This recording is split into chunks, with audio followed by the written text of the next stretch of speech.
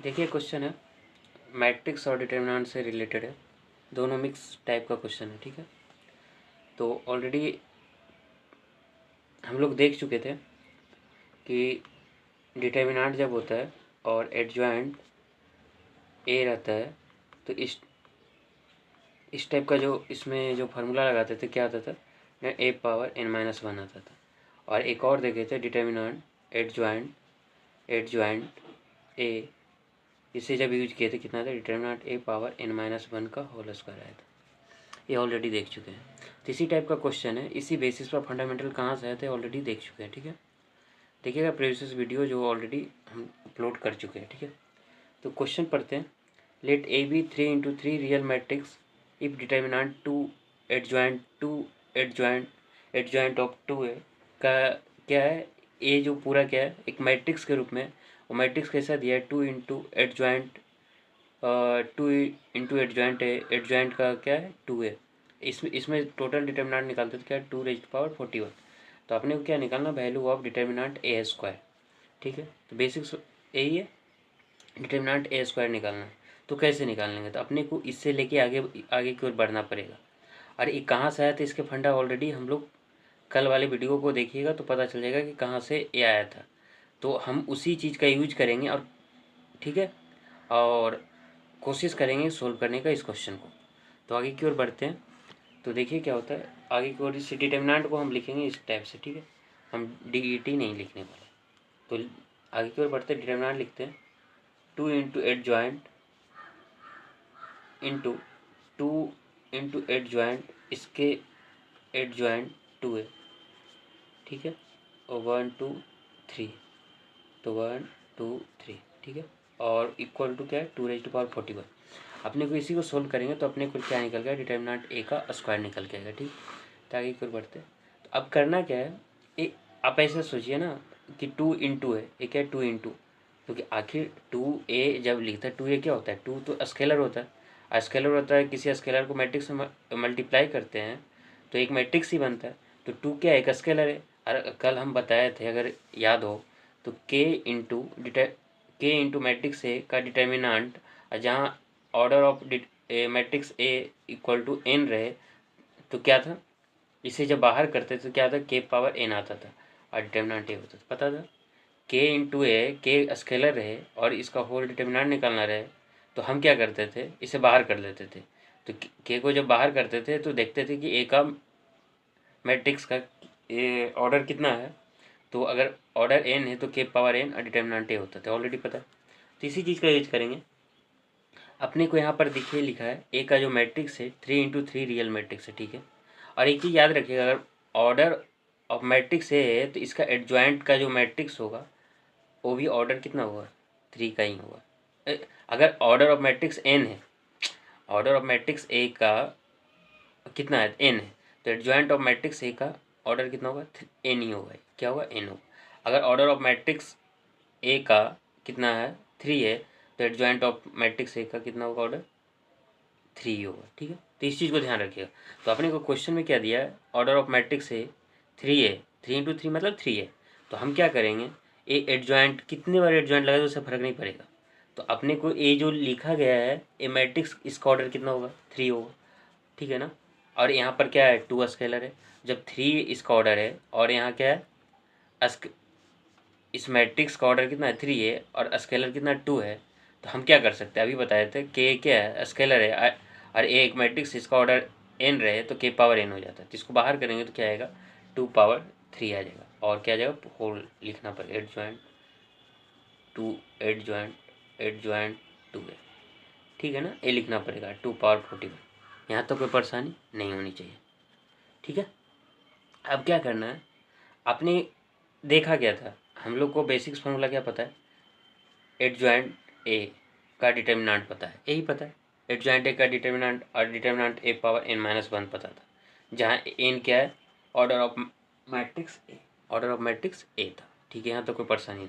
तो हम ऐसा करते हैं, ये बेसिक्स फार्मूला पता है, तो एडजॉइंट ए जो है ये टोटल को समथिंग कोई मैट्रिक्स मान लेते हैं। क्या करते हैं, टू एडजॉइंट है, एडजॉइंट के आर्गूमेंट में जो है इससे कोई एक मैट्रिक्स ही होगा कि हाँ एडजॉइंट इसका आर्गूमेंट में ए है, ए क्या है, मैट्रिक्स है। तो हम क्या करेंगे, एडजॉइंट किसी न किसी का मैट्रिक्स है ना ये, तो ए क्या है, एक मैट्रिक्स मान लिए, तो यही मैट्रिक्स यहाँ पर लिखा था ना, यही मैट्रिक्स यहाँ पर लिखा था। तो हम क्या करेंगे, तो इसको जब यूज कीजिएगा और इसका ऑर्डर कितना है, एडजॉइंट ए है, तो इसका ऑर्डर जो होता है एन है, तो n-1 होता है। हमें पता है कि मैट्रिक्स ए है, उसका ऑर्डर कितना है, 3 है। अभी बताया था कि अगर किसी मैट्रिक्स का ऑर्डर n रहे और एडजॉइंट मैट्रिक्स का भी ऑर्डर कितना होता है, n ही होता है।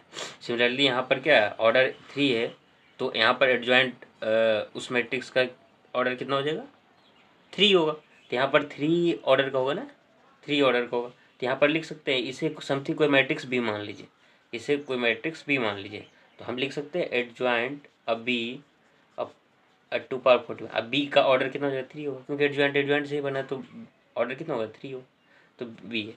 तो अब 2 पावर 3, अब इसे जो लिखेगा इसे इक्वल टू बी माने ना, तो कितना आ जाएगा, 3-1।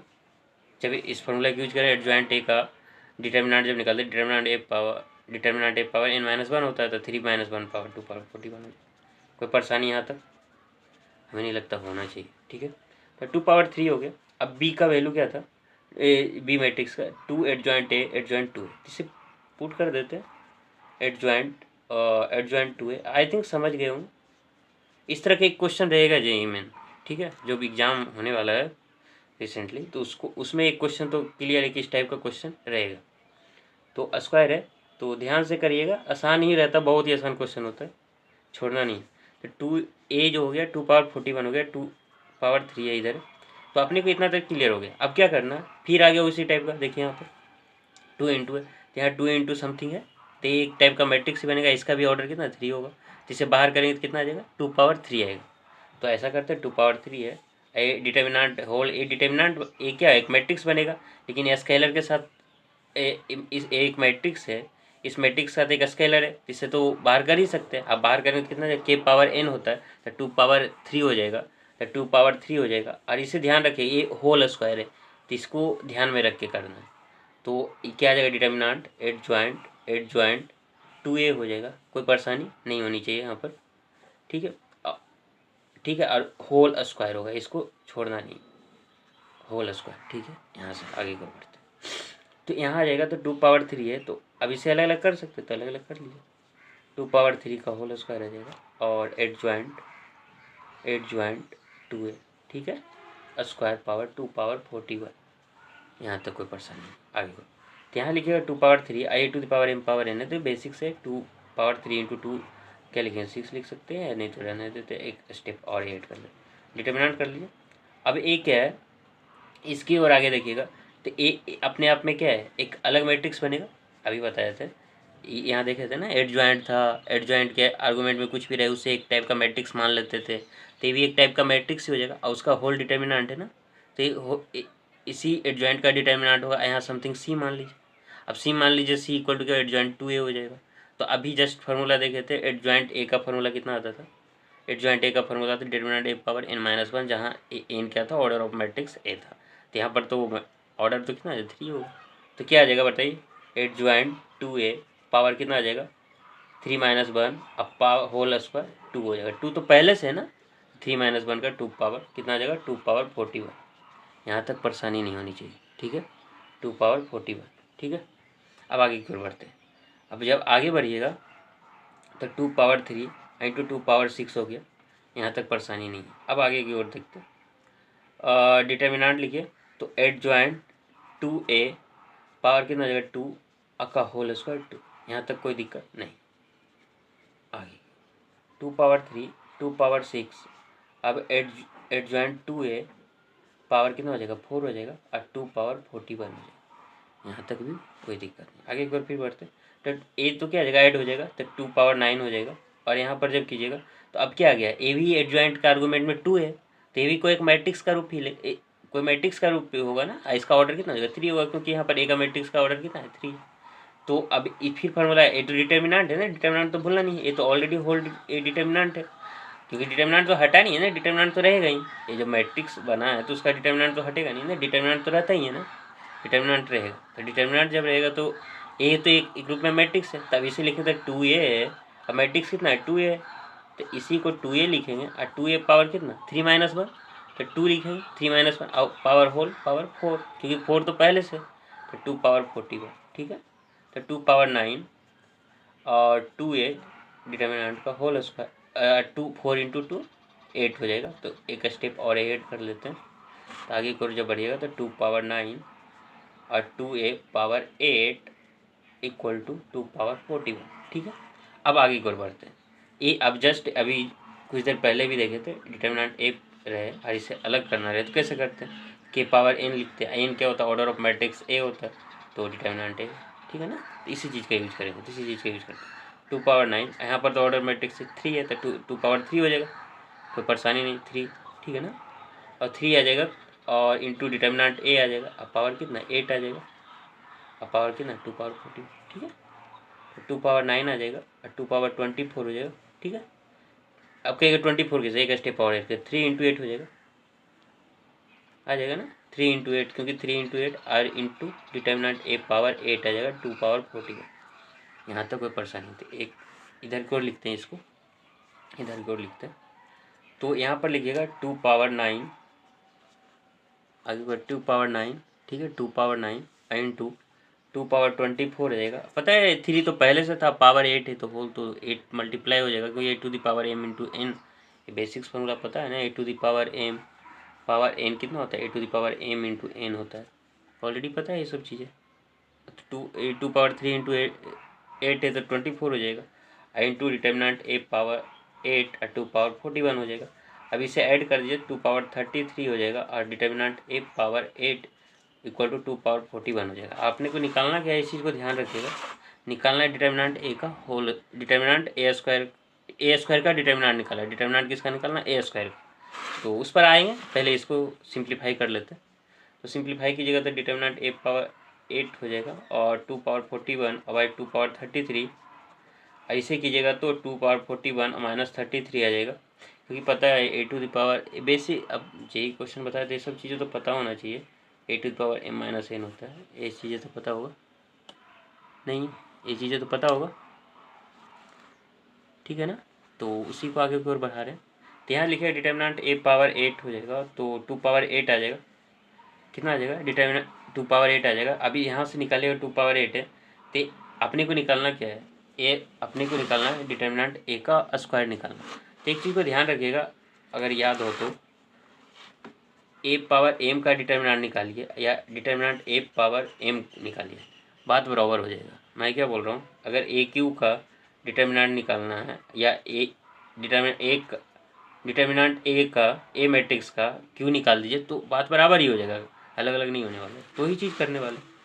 तो यहाँ से अब कीजिएगा तो क्या है, डिटर्मिनेंट ए का वैल्यू +-2 हो सकता है। अब कहिएगा सर ऐसा क्यों हो सकता है, सर +-2 क्यों हो सकता है। देखिए यहाँ पर क्या इवन पावर है, किसी इवन पावर को इक्वेट करता है, और यहाँ से जैसे x⁴ रहे बराबर 2 रहे, तो x का वैल्यू क्या आ सकता है, +4 रहे तो +-2 हो सकता था।